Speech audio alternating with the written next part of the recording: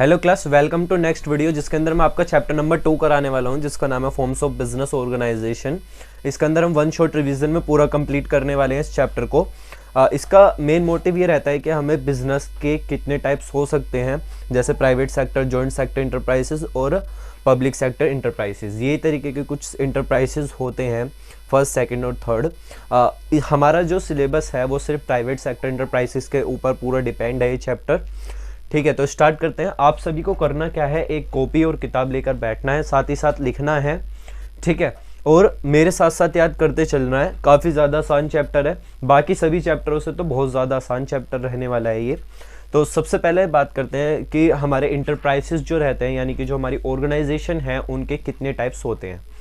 सबसे first private sector enterprises, जिसको बोला जाता है private sector enterprises the business enterprises which are owner, manager और कंट्रोलर, यानी जिसके अंदर जो सब कुछ कंट्रोल करेगा, जो इसका ओनर होगा और साथ ही साथ वही सब कुछ मैनेज करेगा। तो करता कौन है? बाय अ प्राइवेट सेक्टर, यानी कि जो प्राइवेट, जैसे अगर मेरी खुद की कंपनी है तो मैं प्राइवेट चला रहा हूँ उसे, मैंने उसे पब्लिक नहीं करी है। प्राइवेट कंपनी वो जो जिसके अंदर अपने खुद के पार्टनर्स हो सकते हैं। ठीक है, जैसे आप अब इसके अंदर पढ़ोगे कि टाइप्स क्या होते हैं, लेकिन सिर्फ आप इतना समझो कि वो सभी काम ओनर, मैनेजर, कंट्रोलर जो प्राइवेट सेक्टर से हो रहे हों, ठीक है, उन सभी को हम बोलेंगे प्राइवेट सेक्टर इंटरप्राइजेस। ठीक है, नेक्स्ट है हमारा public sector enterprises. Public sector enterprises के अंदर भी ओनर, मैनेजर, कंट्रोलर सभी का सभी गवर्नमेंट दो तरीके की हो सकती हैं, जो आपको सबको पता है, सेंट्रल और स्टेट गवर्नमेंट। वो सभी के सभी कंपनीज जो सेंट्रल या फिर स्टेट गवर्नमेंट चलाती है, उन सभी को हम पब्लिक सेक्टर इंटरप्राइजेस के अंदर बोलेंगे।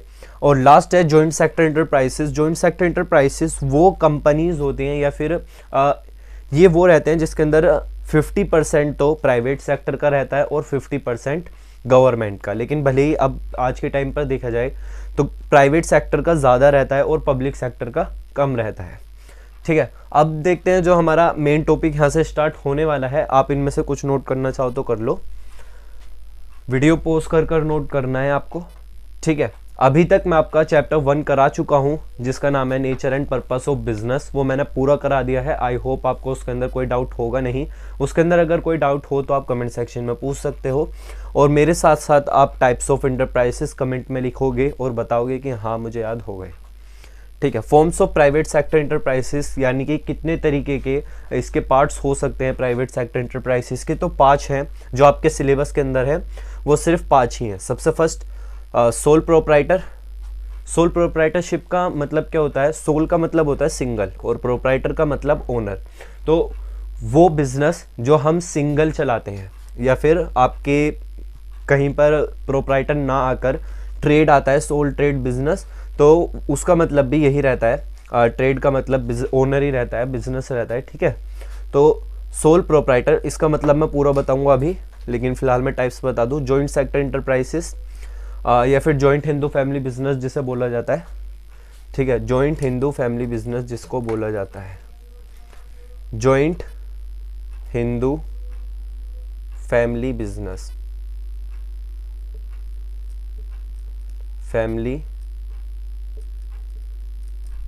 बिजनेस, वो बिजनेस जो हम हमारे पुश्तों से चलता आ रहा है और अभी तक हम उसे चला रहे हैं, तो उसको बोलेंगे जॉइंट सेक्टर इंटरप्राइजेस। लास्ट है, नेक्स्ट है पार्टनरशिप, कोऑपरेटिव सोसाइटी और एट द एंड कंपनी।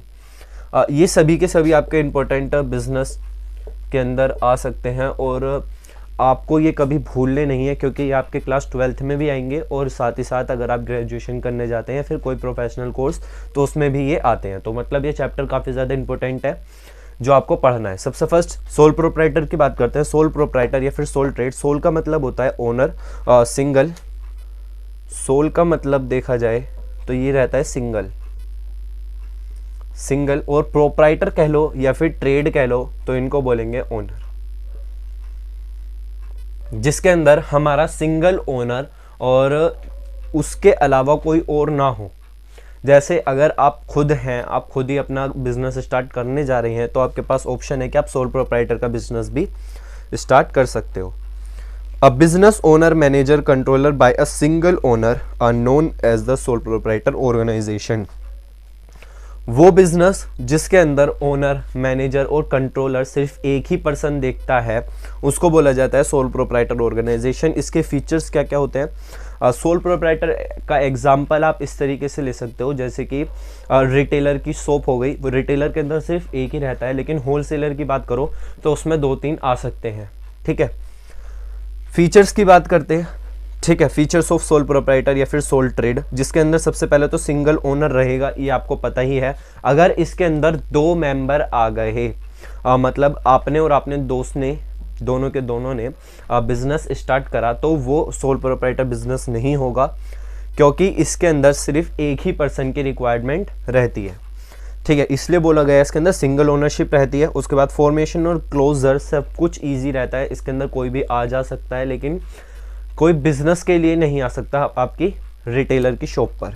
ठीक है, फॉर्मेशन और क्लोज मतलब हम कब स्टार्ट करें और कब क्लोज करें, इसके लिए कोई भी हमें सेपरेट लीगल एंटिटी की ज़रूरत नहीं रहती। कोई भी अपने घर के अंदर सामान वामान रखो और बेचने लगो, तो वो सोल प्रोप्राइटर का बिजनेस स्टार्ट हो गया। क्लोजर भी आसान है, अगर आपका स्टॉक खत्म हो गया, आप नहीं चाहते बिजनेस को स्टार्ट करना, तो आप उसे बल्क में बेच सकते हो। अनलिमिटेड लाइबिलिटी का मतलब क्या होता है? लाइबिलिटी का मतलब आप सबको पता होगा कि जो हमें फ्यूचर के अंदर पे करने हैं, लेकिन यहाँ पर अनलिमिटेड लाइबिलिटी का मतलब ये है कि आप अगर अपने बिजनेस की लाइबिलिटी नहीं पे कर पाते हैं, या फिर आपका बिजनेस डूब जाता है कैसे भी कर ठीक है, डूब गया आपका बिजनेस, तो उस टाइम पर बैंक आपकी पर्सनल प्रॉपर्टी को भी कहीं ना कहीं से पर्सनल प्रॉपर्टी को भी ले सकता है। ठीक है, पर्सनल प्रॉपर्टी मतलब आपका घर या फिर जहाँ पर जिस शॉप पर आप रह रहे हो, अगर वो आपकी है तो वो इन सब चीज़ों को ले सकता है। अनलिमिटेड लाइबिलिटी का मतलब ये है। नेक्स्ट है individual risk and profit bear. Individual risk bear and profit का मतलब ये है कि इसके अंदर जो हमारा रिस्क रहता है सिर्फ वो एक ही पर्सन उठाता है, इसके अलावा कोई और नहीं उठाता। वन मैन कंट्रोल मतलब सिर्फ एक इंसान है तो खुद ही कंट्रोल करेगा, उसके बाद किसी और की उसे ज़रूरत है नहीं। नो सेपरेट लीगल एंटिटी मतलब इसे कहीं जाकर रजिस्ट्रेशन कराने की ज़रूरत नहीं है कि हाँ मैं अपना ये रिटेलर की शॉप स्टार्ट कर रहा हूँ तो इसके लिए मुझे रजिस्टर होना है किसी भी गवर्नमेंट सेबी के अंदर, या फिर किसी में भी रजिस्टर होने की ज़रूरत नहीं है, इसीलिए नो सेपरेट लीगल एंटिटी। उसके बाद लैक ऑफ बिजनेस कंटिन्यूटी का मतलब क्या है? जो आपका बिजनेस रहता है ना कितने लंबे समय तक चलेगा। लैक का मतलब है कम चलेगा। अगर बिजनेस का ओनर डेथ हो जाता है या फिर एक्सपायर हो जाता है तो उस टाइम पर बिजनेस भी वहीं ख़त्म हो जाएगा। इसको बोला गया lack of business continuity. Last के अंदर अगर आप कम कैपिटल लगा रहे हैं, जैसे भाई एक पर्सन है कम ही कैपिटल लगाएगा, तो इसको ही बोला जाता है स्मॉल साइज। अगर वो कम पैसा लगा रहा है अपने बिजनेस के अंदर तो उसके पास सबसे फर्स्ट तो स्टॉक ही कम होगा और साथ ही साथ एरिया भी कम होगा, तो सब कुछ स्मॉल ही रहने वाला है, बिजनेस का एरिया भी, लाइफ भी, सब कुछ। नेक्स्ट देखते हैं advantage of sole trade. Advantage of sole trade के अंदर सबसे फर्स्ट क्या एडवांटेज होता है? Quick decision. क्विक डिसीजन का मतलब उसे किसी से पूछने की ज़रूरत है नहीं। जैसा आप पार्टनरशिप स्टार्ट कर रहे हो तो आपको अपने दोस्त से पूछना होगा कि मैं ये करूँ ना करूँ, ठीक है, लेकिन सोल प्रोप्राइटर के अंदर आप खुद कर सकते हो। कॉन्फिडेंटली डिसीजन मतलब उसे अपने आप पे कॉन्फिडेंस रहेगा कि लॉस होएगा तो मेरा होएगा और प्रॉफिट होगा तो मेरा रहेगा। कॉन्फिडेंस रहेगा इसे अपने आप पर कि हाँ मैं करूँ या ना करूँ। नेक्स्ट है डायरेक्ट इंसेंटिव का मतलब रहता है, इंसेंटिव का मतलब आप इस तरीके से कह सकते हो जैसे आपको कुछ बोनस मिला, ठीक है, या फिर कुछ भी मिलता है, बोनस, कमीशन, रेमुनरेशन, ये सब आपको इंसेंटिव के अंदर आते हैं। तो डायरेक्ट इंसेंटिव मतलब जो आपको बोनस दिया, किसी ने कमीशन दिया, जो कुछ भी दिया वो सब आपको डायरेक्ट मिलेगी, कोई भी बीच के अंदर नहीं आएगा। जैसे कोई मैनेजर आ जाता है बीच में अगर आप पार्टनरशिप करते हो तो इस तरीके से, लेकिन इसके अंदर डायरेक्ट इंसेंटिव खुद ही ले सकते हो। Easy to form and dissolve जो मैं आपको बता चुका हूँ, आसानी से खोल सकते हो और आसानी से डिसॉल्व कर सकते हो। डिसॉल्व मतलब कंपनी को बंद करना, ठीक है। डिसएडवांटेजेस ऑफ सोल ट्रेड का मतलब सबसे पहले लिमिटेड रिसोर्स रहेगा, क्योंकि लिमिटेड कैपिटल है, कम से कम हमारा सामान रहेगा रेदर देन किसके, होलसेलर के। लेकिन वही बात करूँ प्राइवेट सेक्टर इंटरप्राइजेस की या फिर कंपनी की, तो उसके अंदर हमारा जो रिसोर्सेज हैं वो काफ़ी ज़्यादा रहने वाले हैं, क्योंकि उसके अंदर हमारे पास काफ़ी ज़्यादा पैसा रहेगा, काफ़ी ज़्यादा कैपिटल लगाने के लिए रहेगा, ठीक है, तो रिसोर्सेज ज़्यादा हो जाते हैं। लेकिन सोल प्रोप्राइटर के अंदर एक ही ओनर है तो कम से कम रिसोर्सेज रहते हैं। लिमिटेड लाइफ ऑफ बिजनेस मतलब, लिमिटेड लाइफ ऑफ बिजनेस का मतलब आप समझ सकते हो, जब ओनर एक्सपायर होगा या डेथ होगा तो उसी टाइम पर बिजनेस भी बंद हो जाएगा। नेक्स्ट है अनलिमिटेड लाइबिलिटी, जो मैं आपको बता चुका हूँ। और लास्ट के अंदर limited manager skill. Limited manager skill का मतलब एक पर्सन पर जितनी स्किल हो सकती थी वो सिर्फ एक को ही आती हैं जिसने स्टार्ट करी। लेकिन अगर पार्टनरशिप की बात करें तो वो मिनिमम 50 के आसपास अपने पार्टनर रख सकते हैं। तो 50 आदमी की 50 मेन पावर की जितनी ज़्यादा स्किल्स रहेगी वो एक में नहीं रहेगी, ठीक है। तो इसलिए लिखा गया है लिमिटेड मैनेजर स्किल। अब नेक्स्ट की बात करेंगे जॉइंट हिंदू फैमिली बिजनेस और पार्टनरशिप की। मैं इसे रफ कर देता हूँ, मैं साइड हो रहा हूँ, आपको कुछ नोट करना है तो वीडियो पॉज करो और नोट कर सकते हो। तो क्लास नेक्स्ट टॉपिक है हमारा जॉइंट हिंदू फैमिली बिजनेस, जिसके अंदर हम अब बात करने वाले हैं कि जॉइंट हिंदू फैमिली बिजनेस कौन सा बिजनेस होता है। ये वो बिजनेस होता है जो हमारी पुश्तों से चलता आ रहा है, जो मतलब हमारे पहले हमारे बड़े चलाते थे, हमारे पापा, ठीक है, फिर अब हम चलाएंगे। इस तरीके से ये सभी इस बिज़नेस को बोला जाता है जॉइंट हिंदू फैमिली बिजनेस, या फिर हिंदू इंडिविजुअल, या फिर इनडिवाइडेड फैमिली। इनडिवाइडेड मतलब जो डिवाइड ना हुई हो, ठीक है, family. The business is carried by the member of a Hindu undivided family is known as joint Hindu family business. ये वो बिजनेस होता है जिसके अंदर फैमिली के सभी मेंबर मिलकर एक बिजनेस को कैरी करते हैं, मतलब चलाते हैं, ठीक है। और this kind of business is not government. ये बिजनेस कोई गवर्नमेंट बिजनेस नहीं है, यानी कि private sector business, public sector business नहीं है। बाय इंडस्ट्री और company act, but it government by the Hindu section act.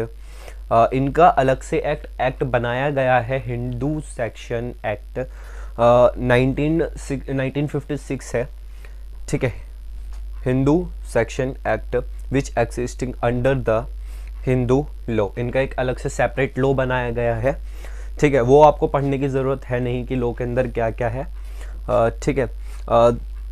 इसके अंदर कम से कम 2 कंडीशंस हमें दी गई हैं, जिसके अंदर एक तो हमारी प्रॉपर्टी उसके अंदर इन्वॉल्व होनी चाहिए, और कम से कम 2 मेंबर्स हमारे इसके अंदर इन्वॉल्वमेंट, यानी कि 2 मेल फैमिली से इस बिज़नेस को कैरी करने चाहिए।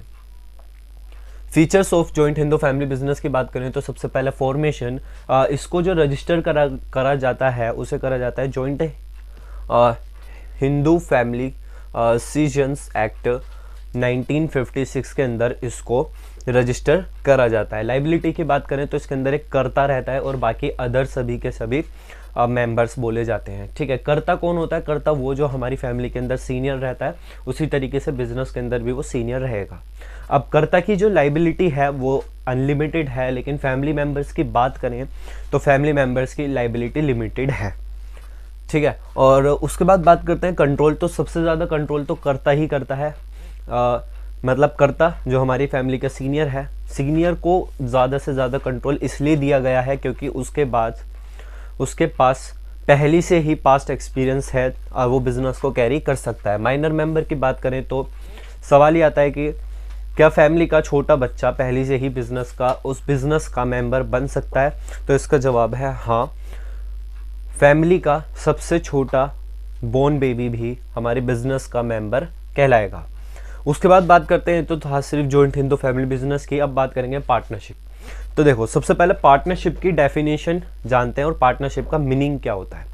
तो जो हमारा एक्ट बनाया गया था, ये बनाया गया था 1932 के अंदर। एक्चुअली रियली के अंदर इसकी ये स्टोरी नहीं है। रियली के अंदर इसकी स्टोरी ये है कि हमारे काफ़ी ज़्यादा कॉन्ट्रैक्ट एक्ट थे एक पर्टिकुलर एक एक्ट के अंदर ही, जिसको बोला जाता था इंडियन कॉन्ट्रैक्ट एक्ट 1872। 1872 के बाद 1930 के अंदर इस एक्ट को या फिर इस कॉन्ट्रैक्ट एक्ट को डिवाइड कर दिया गया कुछ रूल्स और रेगुलेशन के अकॉर्डिंग। डिवाइड करने के बाद हमारे पास 3-4 कॉन्ट्रैक्ट एक्ट आए। सबसे पहला इंडियन कॉन्ट्रैक्ट एक्ट 1872, उसके बाद नेक्स्ट आया हमारा इंडियन पार्टनरशिप एक्ट 1932 जो 2 साल बाद बना 1930 के बाद, और उसके बाद फिर सेल्स एंड गुड्स एक्ट बनाया गया, ठीक है। इस तरीके से उसको डिवाइड कर दिया गया। तो आज हम पढ़ने वाले हैं उसका दूसरा पार्ट जिसको बोला जाता है पार्टनरशिप एक्ट।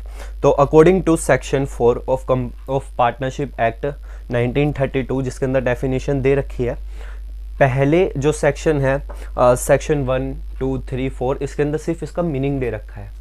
लेकिन 4 की बात करें तो हमें इसकी डेफिनेशन दे रखी है। डेफिनेशन क्या है?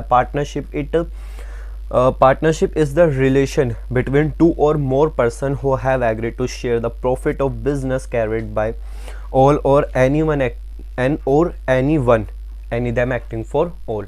मतलब क्या है कि पार्टनरशिप रिलेशन है दो या दो से अधिक पर्सनों का। मिनिमम इसके अंदर पार्टनर की रिक्वायरमेंट 2 ही रहती है और मैक्सिमम अभी देखेंगे कि कितनी है।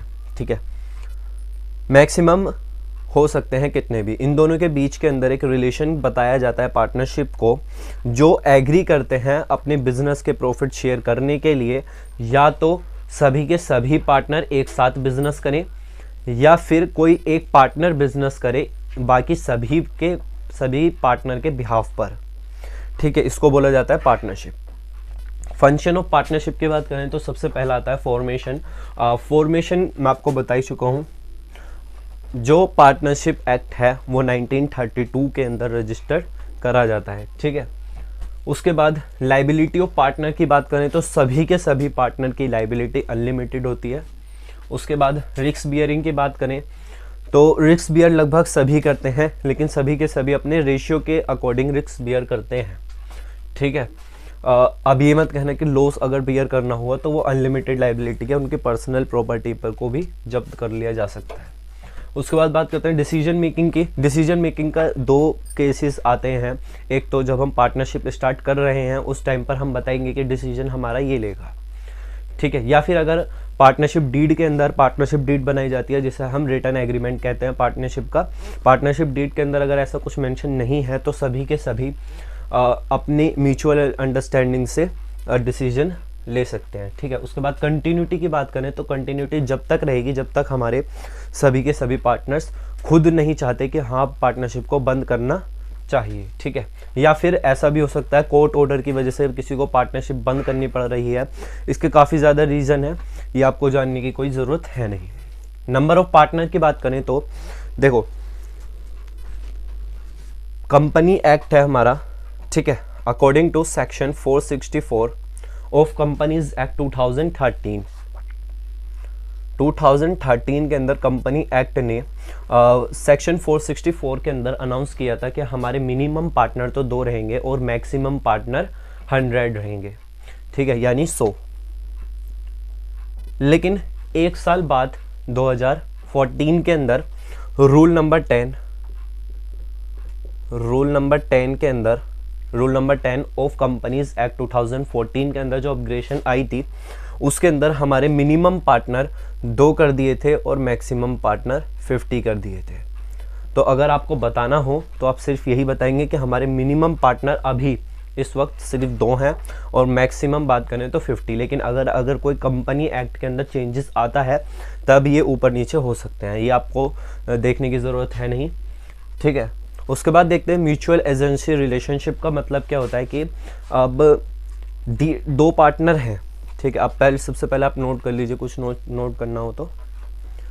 ठीक है, अब मैं आपको बताता हूँ कि अगर हमारे 2 पार्टनर हैं, इसे मैं रफ कर देता हूँ।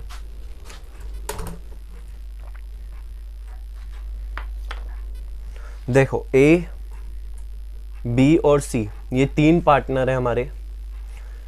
ठीक है, इन 3 पार्टनर में से हमारा A पार्टनर इंडिया से USA में जाता है। ठीक है, अपने बिजनेस को बिल्ड करने के लिए। तो जब हमारा A पार्टनर USA के अंदर आया है तो वो पार्टनर बनकर नहीं आया है, वो बनकर आया है एजेंट। ठीक है, प्रिंसिपल और एजेंट इंडियन कॉन्ट्रैक्ट एक्ट 1872 के अंदर यह प्रिंसिपल और एजेंट। प्रिंसिपल वो जो अपने बिहाफ पर किसी एजेंट को भेजता है कि तुम जो भी काम करोगे वो मेरे बिहाफ पे करोगे, अगर इससे कुछ लॉस होता है तो इसको जेल में नहीं गिरा जाएगा, इसे जेल में गिरा जाएगा। तो उसी के अकॉर्डिंग कंपनी के बिहाफ पे ए गया है इस टाइम पर जो AUSA के अंदर है वो हमारा पार्टनर नहीं है, वो हमारा एजेंट है। लेकिन वहीं अगर उन्हें डेवलप करने के बाद वापस आया है इंडिया के अंदर और अपनी कंपनी को दोबारा से रन कर रहा है, तो उस टाइम पर वो एजेंट ना होकर खुद प्रिंसिपल बन जाता है। ठीक है, तो ये कहानी है एजेंट और प्रिंसिपल की। अब बात करते हैं टाइप्स ऑफ पार्टनर की। टाइप्स ऑफ पार्टनर 5 तरीके के होते हैं। सबसे पहला एक्शन पार्टनर, एक्टिव पार्टनर। ये वो पार्टनर होते हैं जो सभी के सभी डिसीजनों को लेते हैं। ठीक है, जो सभी का सभी काम करते हैं अपने पार्टनर्स के बिहाफ पर।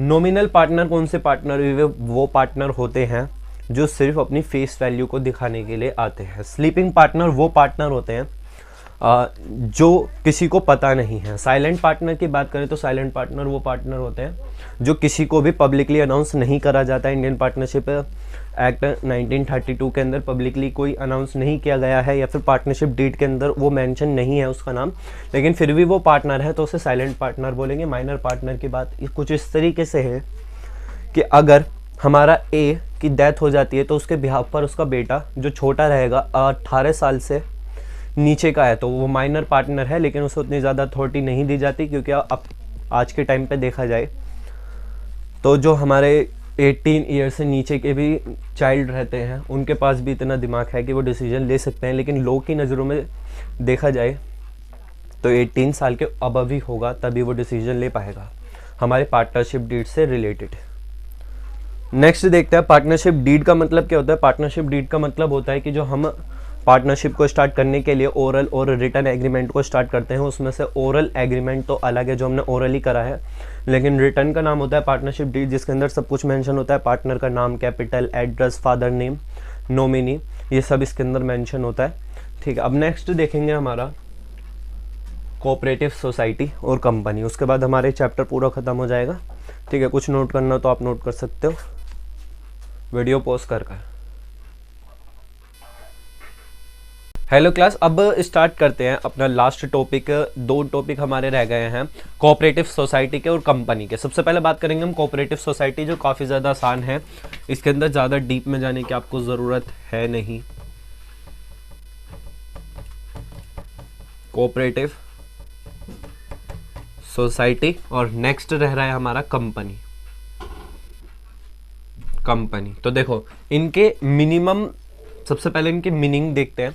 कोऑपरेटिव सोसाइटी का मतलब होता है कि अगर कुछ सोसाइटी के मेंबर्स मिलकर कुछ पर्टिकुलर एक स्पेसिफिक काम के लिए इकट्ठा होते हैं, ठीक है, और अपने उसको काम करते हैं तो उसको बोलेंगे कोऑपरेटिव सोसाइटी। जैसे कि अगर आपको टेम्पल बनवाना है, ठीक है, मंदिर बनवाना है, ठीक है, तो आपकी सोसाइटी के अंदर काफ़ी एटलीस्ट इसके अंदर मिनिमम जो मेंबर हैं, मिनिमम मेंबर इसके अंदर तो 10 रहते हैं और मैक्सिमम, ठीक है, कितने भी हो सकते हैं। ठीक है, लेकिन वही कंपनी की बात करूं तो इसके अंदर मिनिमम बोर्ड ऑफ डायरेक्टर 7 हो सकते हैं और मैक्सिमम कितने भी हो सकते हैं।